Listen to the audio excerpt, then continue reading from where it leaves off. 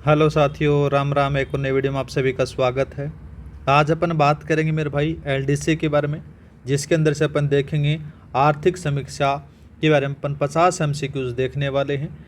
इन 50 एमसीक्यूज़ों के बारे में अगर बात करें तो मेरे भाई आपके जो पेपर में है ना 2 से 3% का जुगाड़ आराम से हो जाएगा। ठीक है, मतलब कि 3 या 2% आपको ये आपके पेपर में देखने को सेम टू सेम देखने को मिल जाएंगे। और आर्थिक समीक्षा के वो सारे के सारे जो टॉपिक हैं मैंने यहाँ पर से रखे हैं, जो आपके एग्जाम से ज़्यादा इंपॉर्टेंट हैं उनके बारे में। ठीक है, तो स्टार्ट करते हैं मेरे भाई। पहला सवाल दे रखा है, आर्थिक समीक्षा 2025-26 के अनुसार राजस्थान की स्थिर मूल्य 2011-12 पर प्रति व्यक्ति आय कितनी है, वो आपसे पूछी गई है। यहाँ पर से बात करें ना मेरे भाई, 2,32,349 रुपये है। ये याद रखना मेरे भाई, ये आपको क्या देखने को मिलेगी, ये प्रति व्यक्ति आय है, लेकिन साथियों किस पर है, ये प्रचलित मूल्य पर है।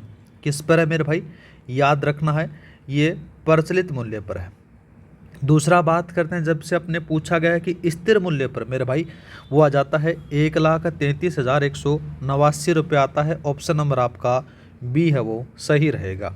नेक्स्ट बात करते हैं। नेक्स्ट सवाल दे रखा है कि निम्नलिखित कथनों पर आपको विचार करना है। एकदम अच्छा सवाल है मेरे भाई। ठीक है, सवाल में कहा गया है कि पहला कथन है कि आर्थिक समीक्षा 2025-26 के अनुसार फसल उत्पादन में राई और सरसों का योगदान है वो 43.43% है, और राजस्थान इसमें देश में प्रथम स्थान पर है। ठीक है मेरे भाई, बात ठीक है। दूसरा बात करते हैं, गंवार उत्पादन में राजस्थान का 88.80% योगदान के साथ प्रथम स्थान है। ये बात भी ठीक है, दोनों कथन सही हैं। ऑप्शन नंबर आप यहाँ पर से सी लगा दो। ठीक है, नेक्स्ट बात करते हैं। नेक्स्ट सवाल दे रखा है कि राजस्थान कृषि गणना 2015-16 के अनुसार जोतों के प्रकार और उनके प्रतिशत का सही मिलान करना है। अच्छा सवाल दिया गया है मेरे भाई। यहाँ पर से अगर बात करें तो देखो मेरे भाई, यहाँ पर से देखने को मिलेगा सीमांत जोत है, तो सीमांत जोत मेरे भाई यहाँ पर से आता है 40.12%। ये लो भाई। दूसरा बात करते हैं, यहाँ पर से थोड़ा सा मैं बता देता हूँ, जैसे इसमें से मैच नहीं हो रहा ना। ठीक है, अब मैच हो जाएगा ये। जैसे सीमांत जोतों के बारे में अगर बात करें तो 40.12% देखने को मिलेगी। वहीं पर बात करते हैं, यहाँ पर से कौन सा दे रखा है, लघु जोतों के बारे में याद रखना मेरे भाई, 21.90% है। ये इम्पोर्टेंट है। आगे बात करते हैं, अर्ध मध्यम जोतों के बारे में अगर बात करें तो मेरे भाई 18.50% देखने को मिलेगा। बड़े आकार के बारे में अगर बात करें तो यहाँ पर से 4.59% देखने को मिल जाएगा। तो इसका हिसाब से आपका जो आंसर है ए सही रहेगा। नेक्स्ट बात करते हैं, सकल राज्य मूल्यवर्धन में स्थिर मूल्य 2011-12 पर 2025-26 के अनुसार क्षेत्रों के योगदान का घटता हुआ सही क्रम आपसे पूछा गया है। ये साथियों आपके आरएस प्री में भी पूछ सकता है और आपको एलडीसी में भी पूछ सकता है। ठीक है, तो सर्वाधिक जो योगदान है वो मेरे भाई सेवा क्षेत्र का है। किसका है, सेवा क्षेत्र का है। सेवा क्षेत्र का 46.46% है, ये याद रखना है। दूसरा बात करें मेरे भाई, दूसरा आपको देखने को मिलेगा कौन सा, उद्योग क्षेत्र में मिलेगा। उद्योग में मेरे भाई कितना मिलेगा, ये याद रखना, उद्योग में इसका मिल जाएगा 28%, 28.21% मिलेगा। वहीं पर बात करते हैं अपन कृषि के बारे में, तो कृषि में कितना मिलेगा मेरे भाई, तो 25.33% आपको देखने को मिल जाएगा। ये यहाँ पर से आप आराम से सेट कर सकते हो। तो यहाँ पर से जो सही आंसर है वो आप बी लगा दो। ठीक है, नेक्स्ट बात करते हैं, आर्थिक समीक्षा 2025-26 के अनुसार प्रचलित मूल्यों पर सकल राज्य मूल्यवर्धन में कृषि क्षेत्र का योगदान कितना है, वो आपसे पूछा गया है। अच्छा सवाल है मेरे भाई, दोबारा से रिपीट हो गया। ठीक है, तो कृषि क्षेत्र का कितना बताना है मेरे भाई, यहाँ पर से याद रखना, मैन रूप से अगर बात करें तो आता है यहाँ पर से वो आता है 25.74% आता है। अब कन्फ्यूजन मत होना मेरे भाई, यहाँ पर से ऊपर वाले में कौन सा था, स्थिर मूल्यों पर पूछा था, आप सिली मिस्टेक कर कराओगे, जबकि यहाँ पर से क्या पूछा गया, प्रचलित मूल्यों पर पूछा गया है। ठीक है, याद रखना है। तो ये तो प्रचलित पर आ गया, ये वाला कौन से पर है मेरे भाई, ये स्थिर पर आपको याद रखना है। ठीक है, और 27.13% के बारे में अगर बात करें तो 2024-25 में प्रचलित मूल्यों पर कृषि का योगदान था, याद रखना है। ठीक है, आगे बात करते हैं, जैसे 28.21% है, तो ये मेरे भाई स्थिर मूल्यों पर याद रखना मेरे भाई क्या जाता है, स्थिर मूल्यों पर किसका आएगा, उद्योग का योगदान आएगा। किसका आएगा मेरे भाई, उद्योग का योगदान आपको देखने को मिलेगा, ये याद रखना है। ठीक है, आगे बात करते हैं। राजस्थान की 2025-26 आर्थिक समीक्षा के अनुसार प्रचलित मूल्यों पर सकल राज्य घरेलू उत्पाद कितना अनुमानित है, वो आपसे पूछा गया है। अच्छा सवाल दिया गया है, तो वो आपको बताना है 18.75 लाख करोड़। ऑप्शन नंबर आपका बी सही रहेगा। दूसरा बात करते हैं, 9.82 लाख करोड़ क्या है मेरे भाई, याद रखना 9.82 लाख है, ये आपको देखने को मिलेगा। स्थिर मूल्यों पर क्या मिलेगा, सकल राज्य घरेलू उत्पाद मिलेगा। ये मेरे भाई क्या कहा जाता है, ये स्थिर मूल्यों पर आ जाता है। अपने क्वेश्चन में पूछा गया प्रचलित मूल्यों पर, तो दोनों आपको याद रखें। दूसरा बात करते हैं मेरे भाई, यहाँ पर से दूसरा कौन सा दे रखा है, दूसरा दे रखा है देखो, ये आपको पता ही है मेरे भाई, प्रति व्यक्ति आय है। ठीक है, आगे देखते हैं। 7 का सवाल दे रखा है कि निम्नलिखित कथनों पर आपको विचार करना है। अच्छा सवाल दिया गया है। पहला बात करते हैं मेरे भाई, देखो कौन कौन से कथन सही हैं। देखो कथन दे रखा है कि स्थिर मूल्यों पर जीएसडीपी में 8.66% वृद्धि दर्ज की गई। ठीक है, प्रचलित मूल्यों पर जीएसडीपी में 10.24% वृद्धि दर्ज की गई, ये बात भी ठीक है। नेक्स्ट बात करते हैं, राज्य में कुल स्थापित विद्युत क्षमता दिसंबर 2025 तक है साथियों कितनी बता रखी है, 31,556.43 मेगावाट हो गई है, ये बात भी ठीक है। तीनों कथन सही है, ऑप्शन नंबर आप डी लगा दो। नेक्स्ट बात करते हैं, राजस्थान में दिसंबर 2025 तक कुल स्थापित विद्युत क्षमता में पवन और सौर ऊर्जा की कुल हिस्सेदारी कितनी है, वो आपसे पूछी गई है। अच्छा सवाल दिया गया है मेरे भाई। यहाँ पर से अगर बात करें तो दिसंबर 2025 तक साथियों कुल स्थापित क्षमता में पवन और सौर ऊर्जा की जो हिस्सेदारी है वो पूछी गई है मेरे भाई। तो कितनी बतानी है, 45.36% आपको बतानी है। ऑप्शन नंबर आपका सी सही रहेगा। दूसरा बात करते हैं, ये 12% क्या है, तो 12% है ये भारत के कच्चे तेल उत्पादन में राजस्थान का योगदान है। याद रखना मेरे भाई, किस में बताना है आपको, कच्चे तेल का योगदान। ठीक है, आगे बात करते हैं। दूसरा दे रखा है मेरे भाई यहाँ पर से 25.33% है, ये क्या बताना है मेरे भाई, ये याद रखना है आपको, कृषि का योगदान में डालना है। ठीक है, कृषि का योगदान। ठीक है, और कृषि का योगदान मेरे भाई किस में है, ये स्थिर मूल्यों पर याद रखना है। ठीक है, स्थिर मूल्यों पर, ये थोड़ा सा याद रखना है। दूसरा बात करते हैं 67% किया, तो मेरे भाई शीर्ष 5% जो वस्तुओं के निर्यात का योगदान आपको देखने को मिल जाता है। आगे बात करते हैं, वित्तीय वर्ष 2024-25 में राजस्थान का कुल निर्यात कितना रहा है, वो आपसे पूछा गया है। अच्छा सवाल है, तो वो निर्यात आपको देखने को मिलेगा 97,131.68 करोड़ रुपए। ऑप्शन नंबर आपका बी सही रहेगा। नेक्स्ट बात करते हैं, राजस्थान से निर्यात होने वाली शीर्ष 5 वस्तुओं को उनके योगदान के आधार पर अवरोही क्रम ज़्यादा से कम की तरफ व्यवस्थित करना है। अच्छा सवाल दिया गया है मेरे भाई। यहाँ पर से अगर बात करें तो देखो मेरे भाई किस प्रकार से जमाते हैं यहाँ पर से, तो सबसे पहले आपको देखने को मिलेगा अभियांत्रिकी, इसको इम्पोर्टेंट लगा लेना मेरे भाई, किसका है, अभियांत्रिकी का सर्वाधिक हिस्सा आपको देखने को मिलेगा। कितना मिलेगा, 20.42%। ठीक है, चलो भाई दूसरा बात करते हैं, रत्न और आभूषणों के पर बात करते हैं। रत्न आभूषणों के बारे में अगर बात करें तो दूसरे नंबर पर आता है, कितना है, ये 18.70% का आता है। धातुओं के बारे में बात करेंगे तो धातुओं का कितना बताना है, 10.31% बताना है।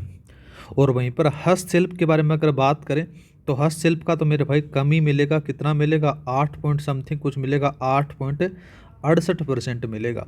और वस्त्रों के बारे में बात करें तो मेरे भाई 9.98% आपको देखने को मिलेगा। ये थोड़ा सा याद रखना है।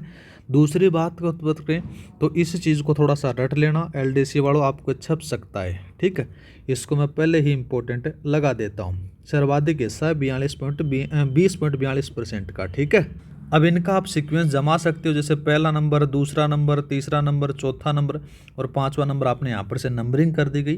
तो यहाँ पर से कौन सा मिलेगा मेरे भाई? तो पहला तो आ जाता है अभियांत्रिकी वस्तु है, सर्वाधिक इंपॉर्टेंट है। दूसरा रत्न आभूषण मिलेंगे, 18.70% मिलेगा। तीसरे पर अगर बात करें तो तीसरे पर आपका धातुएं मिल जाती हैं, चौथे पर वस्त्र पर, पाँचवें पर हस्तशिल्प मिल जाती हैं। तो आपका ऑप्शन नंबर ए सही रहेगा। नेक्स्ट बात करते हैं, 1 अक्टूबर 2025 तक राजस्थान की अनुमानित जनसंख्या कितनी है, जो इस भारत का छठा सबसे अधिक आबादी वाला राज्य बनाती है, वो आपसे पूछा गया है। तो वो आ जाता है मेरे भाई 8.33 करोड़। ऑप्शन नंबर आपका सी सही रहेगा। नेक्स्ट बात करते हैं, निम्नलिखित कथनों पर आपको विचार करना है। अच्छा सवाल दिया गया है। यहाँ पर से अपन बात करें, देखो साथियों, कौन कौन से कथन सही हैं उनके बारे में अपने को देखने हैं। पहला दे रखा है कि जन्म के समय राजस्थान में जीवन प्रत्याशा 70.4 वर्ष है, ठीक है। दूसरा बात करते हैं, राज्य में मातृ मृत्यु अनुपात है वो 46 प्रति लाख जीवित जन्म है, ये बात भी ठीक है। नेक्स्ट बात करते हैं, शिशु मृत्यु दर 29 प्रति हजार जीवित जन्म आपको देखने को मिलेगा। और 2011 के अनुसार कार्य सहभागिता दर है वो 43.6% देखने को मिलेगी। चारों कथन सही है मेरे भाई, ऑप्शन नंबर आप डी लगा दो। नेक्स्ट बात करते हैं, वर्ष 2023-24 में राजस्थान की कुल बेरोजगारी दर कितनी दर्ज की गई, वो आपसे पूछा गया है, ठीक है। 2023-24 के बारे में अपने को यहाँ पर से पूछा गया है, तो याद रखना मेरे भाई 4.7% दर्ज की गई। नेक्स्ट बात करते हैं, बीकानेर नागौर बेसिन में निम्नलिखित में से कौन सा जिला शामिल नहीं है, वो आपसे पूछा गया है। अच्छा सवाल है मेरे भाई, ये पूछा गया था, कौन से पेपर में पूछा गया था ये पता नहीं, मेरे पर पूछा जरूर गया था, ठीक है। तो इसके बारे में अगर बात करें तो बीकानेर नागौर बेसिन में निम्नलिखित में से कौन सा जिला शामिल नहीं है, वो बारे में आपसे पूछा गया है, ठीक है। तो मेरे भाई यहाँ पर से जैसलमेर नहीं आता है। इसके बारे में अगर बात करें, बीकानेर नागौर बेसिन में साथियों बीकानेर, नागौर, श्रीगंगानगर, हनुमानगढ़ और चूरू जिले आते हैं। याद रखना है कौन कौन से जिले आते हैं, कौन कौन से आपको याद रखना है।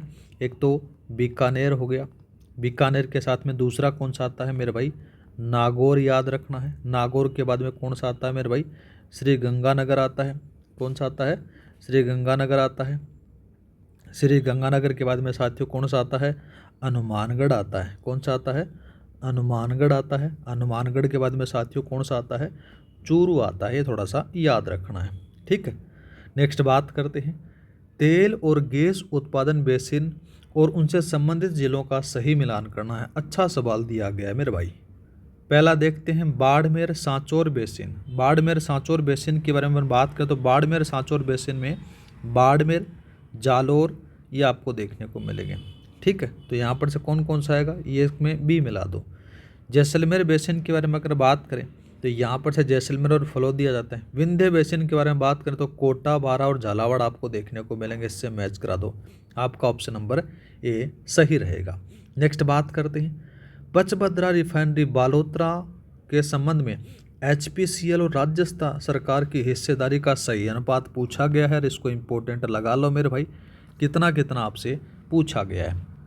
इसके बारे में अगर बात करें तो मेरे भाई याद रखना, जो HPCL है, HPCL का मेरे भाई 73% है, जबकि राज्य सरकार के बारे में अगर बात करें तो यहाँ पर से 26% देखने को मिलेगा, ठीक है।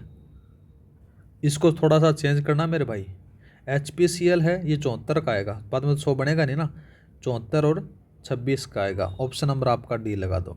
नेक्स्ट बात करते हैं, राजस्थान में कितने प्रकार के खनिजों का वाणिज्यिक उत्पादन किया जा रहा है, वो आपसे पूछा गया है। तो मेरे भाई याद रखना, यहाँ पर से राजस्थान में 82 प्रकार के खनिजों के भंडार हैं, जिसमें से 57 प्रकार के खनिजों का वाणिज्यिक उत्पादन किया जा रहा है। याद रखना है कितने प्रकार का, 57 प्रकार का। भंडार कितने का है, 82 प्रकार का, ठीक है। नेक्स्ट बात करते हैं, निम्नलिखित खनिजों और भारत में राजस्थान के उनके उत्पादन योगदान प्रतिशत का सही मिलान करना है। अच्छा सवाल दिया गया है। यहाँ पर से अगर बात करें, पोटास है वो 94% है मेरे भाई, ये लो भाई। दूसरा बात करते हैं, सीसा जस्ता के बारे में बात करें तो 89% मिलेगा, ये लो भाई। दूसरा बात करते हैं कैल्साइट, कैल्साइट के बारे में अगर बात करें तो मेरे भाई यहाँ पर से 50% मिलेगा। और दूसरा दे रखा है वोल्टसनाइट, यहाँ पर से 88% देखने को मिल जाता है। ठीक है, मैं इसको थोड़ा सा सही कर देता हूँ मेरे भाई, 1 मिनट रुकना आप। अब आराम से आप कर सकते हो। ठीक है, यहाँ पर से जैसे पोटास बता रखा था मैंने भाई, पोटास कितना बताया था, 94% बताया था। सीसा जस्ता 89% था। ठीक है, कैल्साइट बात करें तो मेरे भाई यहाँ पर से कितना बताया था, 88% बताया था, और ये बताया था 50%। इस प्रकार से आपको यहाँ पर से लगाना है मेरे भाई।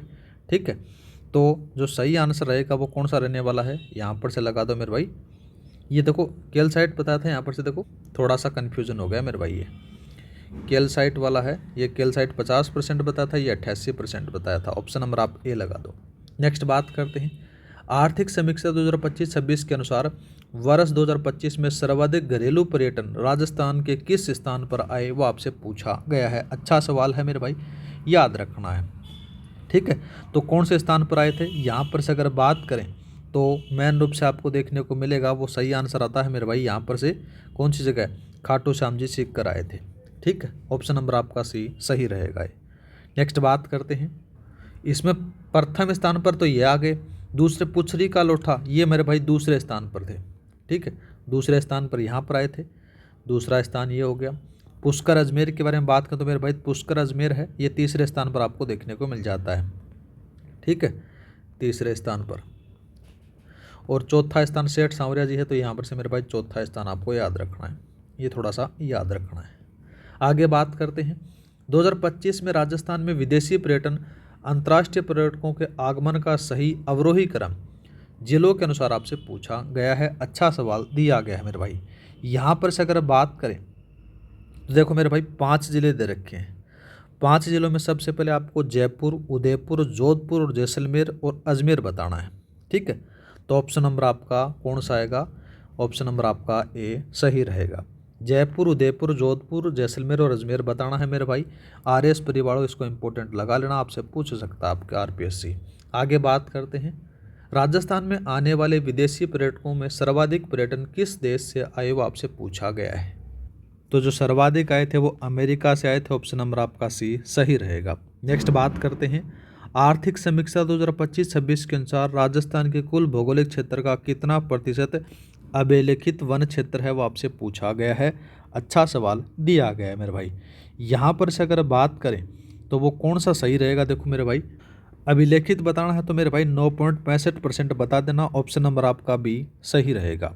दूसरा बात करते हैं, जैसे 6.51% क्या है मेरे भाई, 6.51% है, वो भी याद रखना, ये आ जाता है अवर्गीकृत।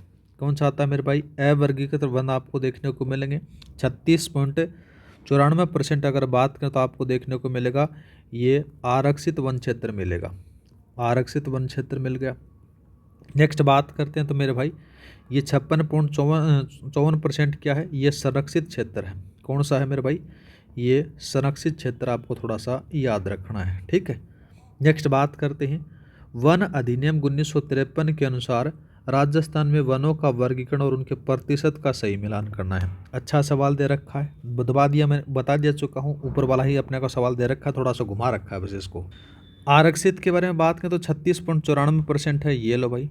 संरक्षित के बारे में बात करें तो 56.54% है, और अवर्गीकृत हैं ये आ जाते हैं। तो आपका ऑप्शन नंबर कौन सा सही रहेगा मेरे भाई, ऑप्शन नंबर आप बी लगा दो। नेक्स्ट बात करते हैं, निम्नलिखित में से किस जिले में सर्वाधिक वन पाए जाते हैं, वो आपसे पूछा गया है। अच्छा सवाल है मेरे भाई, तो याद रखना कौन से जिले में सर्वाधिक पाए जाते हैं, उदयपुर में पाए जाते हैं। ठीक है, अगर बात करें तो यहाँ पर से सर्वाधिक हैं वन है तो कहाँ कहाँ पर, एक तो उदयपुर आपको याद रखना है, इनका क्रम अगर आप पूछे तो कौन सा आ गया, उदयपुर आ गया। अलवर आपको बताना है, अलवर के बाद में साथियों कौन सा बताना है, प्रतापगढ़ आपको बताना है, ये थोड़ा सा याद रखना है। नेक्स्ट बात करते हैं, राजस्थान में वर्तमान में कितने राष्ट्रीय उद्यान और टाइगर रिजर्व हैं, वो आपसे पूछा गया है। अच्छा सवाल है मेरे भाई, तो याद रखना इसमें अगर बात की जाए 3 तो राष्ट्रीय उद्यान हैं और 5 टाइगर रिजर्व हैं, याद रखना है। अब वो 3 कौन कौन से हैं, उन्हीं के बारे में हम बात करें, एक तो रणथंबोर है, एक केलादेव है और एक मुकुंदरा है। ठीक है, 5 टाइगर रिजर्व हैं, कौन कौन से, रणथंबोर, सरिस्का, मुकुंदरा, रामगढ़ विषधारी, धौलपुर करौली आपको देखने को मिलेंगे। तो यहाँ पर से आपका ऑप्शन नंबर बी है वो सही रहेगा। नेक्स्ट बात करते हैं, जैविक उद्यानों और उनके जिलों का सही मिलान करना है। अच्छा बात है मेरे भाई, अच्छा सवाल दिया गया है। यहाँ पर से अगर बात करें सज्जनगढ़ उदयपुर में है मेरे भाई, ये लो। इसको मैं थोड़ा सही करता हूँ, देखो थोड़ा से पास पास ऑप्शन लगा रखे हैं। अब ठीक है ना, सज्जनगढ़ उदयपुर बता दिया। अभेड़ा के बारे में बात करें तो मेरे भाई पूछा जा सकता है, इंपॉर्टेंट है, कोटा में। नाहरगढ़ जयपुर में। माचे सफारी जोधपुर में आपको यहाँ पर से देखने को मिल जाता है।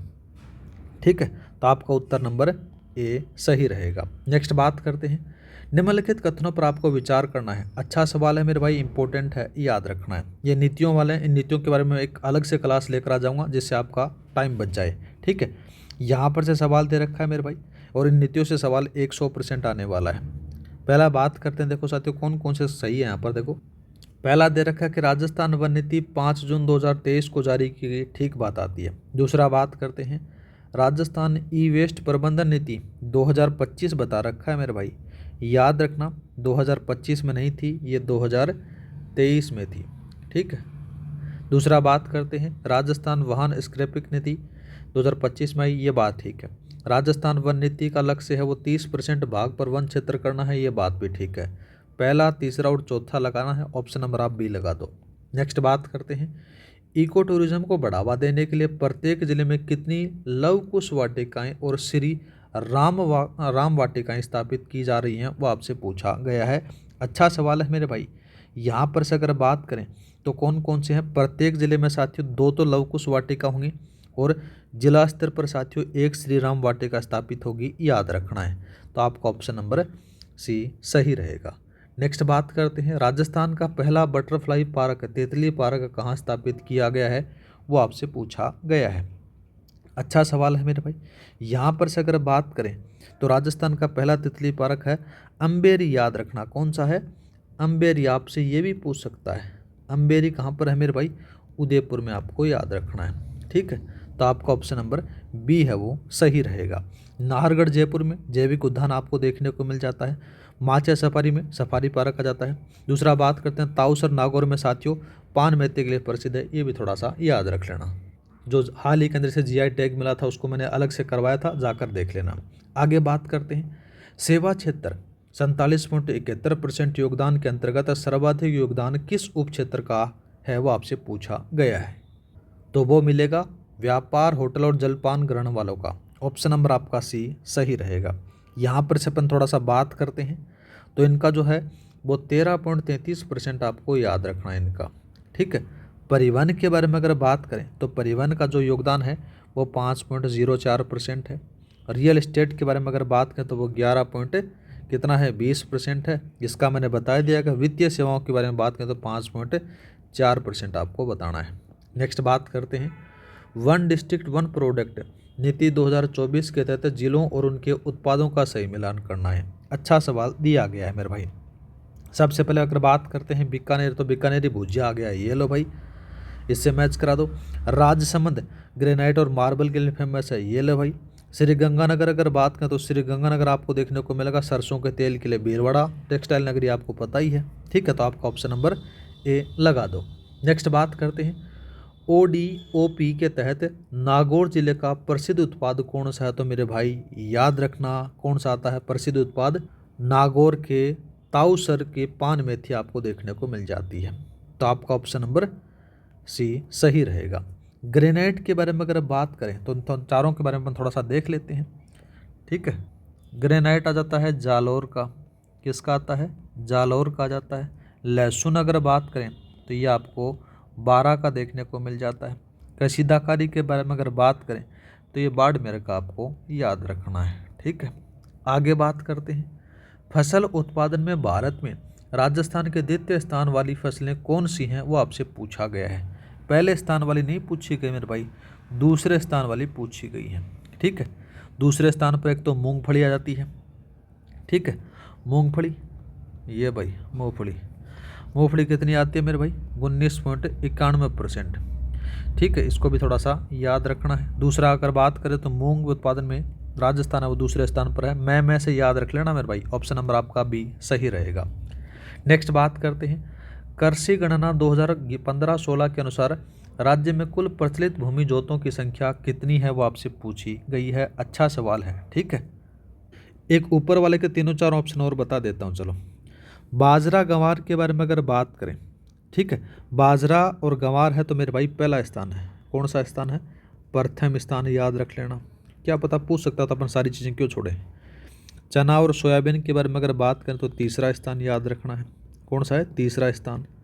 ठीक है। और गेहूं और चावल के बारे में अगर बात करें तो चौथा स्थान। चावल में नहीं है, गेहूं में याद रखना है। गेहूं में कौन सा मेरे भाई? चौथा स्थान। ये थोड़ा सा याद रख लेना, क्या पता कैसा सवाल बना दे बोर्ड। आगे बात करते हैं। कृषि गणना 2015-16 के अनुसार राज्य में कुल प्रचलित भूमि जोतों की संख्या कितनी है, वो आपसे पूछी गई है। तो मेरे भाई यहाँ पर से 15-16 के बारे में पूछी गई तो 76.55 लाख आपको बतानी है। ऑप्शन नंबर आपका बी सही रहेगा। नेक्स्ट बात करते हैं। निम्नलिखित कथनों पर आपको विचार करना है। पहला देखते हैं कि 2010-11 की तुलना में 2015-16 में भूमि जोतों की संख्या 11.14% वृद्धि हुई। ठीक है। राज्य में सबसे अधिक संख्या सीमांत जोतों की है, ये बात भी ठीक है। बड़े आकार के जोतों का प्रतिशत है वो 4.59% है, ये बात भी ठीक है। तीनों कथन सही है। ऑप्शन नंबर आप डी लगा दो। नेक्स्ट बात करते हैं। राजस्थान में मोटे अनाज के उत्पादन का राष्ट्रीय स्तर पर कितना प्रतिशत है, जिसमें इसका प्रथम स्थान है, वो आपसे पूछा गया है। ठीक है मेरे भाई, वो आ जाता है मोटे अनाज के बारे में बात हो रही है तो कितना बताना है। इसका जो सही आंसर आपको देखने को मिलेगा, राजस्थान में मोटे अनाज में साथियों का लगभग 14.21% है वो उत्पादित करता है। प्रथम स्थान पर है, याद रखना है। 41.34% है मेरे भाई, ये बाजरे का उत्पादन है, राजस्थान करता है। ठीक है, बाजरा। दूसरा बात करते हैं। 43.43% है तो मेरे भाई ये आपको राई और सरसों याद रखना है। कौन सा नाम याद रखना है? राई व सरसों। राई और सरसों का उत्पादन करता है। मोटे अनाज का आपको पता चल चुका है। 23.61% क्या मेरे भाई? ये आपको देखने को मिलेगा कुल तिलहन। क्या मिलेगा? कुल तिलहन का उत्पादन देखने को मिलेगा। ठीक है, ये थोड़ा सा याद रख लेना। नेक्स्ट बात करते हैं। 2023-24 में राजस्थान में महिलाओं का श्रम बाल भागीदारी दर कितनी थी, वो आपसे पूछी गई है। ठीक है, तो मेरे भाई याद रखना, श्रम बल भागीदारी दर में साथियों कुल कुल कितने बतानी है। देखो यहाँ पर से याद रखना कुल तो कितनी है, कुल तो याद रखनी है 67.6%। ठीक है, जिसमें से अगर पुरुषों के बारे में अगर बात करें, पुरुषों का कितना बताना है? 81.4% बताना है। और वहीं पर बात करते हैं, पूछा क्या गया है? महिलाओं के बारे में पूछा गया है। महिलाओं के बारे में कितनी बतानी है? 54.4% बतानी है। तीनों चार ऑप्शन दे रखे हैं, ऑप्शन नंबर आप यहाँ पर से सी लगा सकते हो। ठीक है, दूसरा बात करते हैं तो 43.6% क्या है? यह 2011 की कुल कार्य सहभागिता दर थी। ठीक है, आगे बात करते हैं।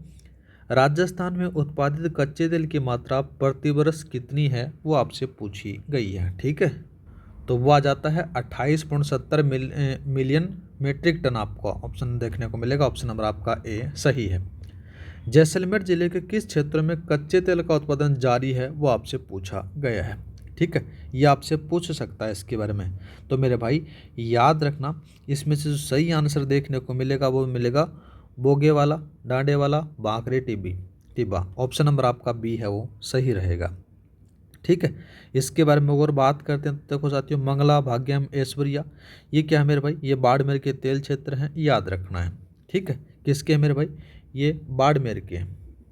ठीक है, और नीचे वाला जो बात करते हैं तो साथियों जो बागलहेड़ जैसलमेर का पूछा गया तो जैसलमेर का अपने लगा दिया। तीसरा बात करते हैं सरस्वती, राजेश्वरी, ये बाड़मेर के हैं। किसके मेरे भाई? ये बाड़मेर कहते हैं। दूसरा बात करते हैं मेरे भाई, यहाँ पर से कौन सा दे रखा है? एक दे रखा है अम्बेरी और अभेड़ा।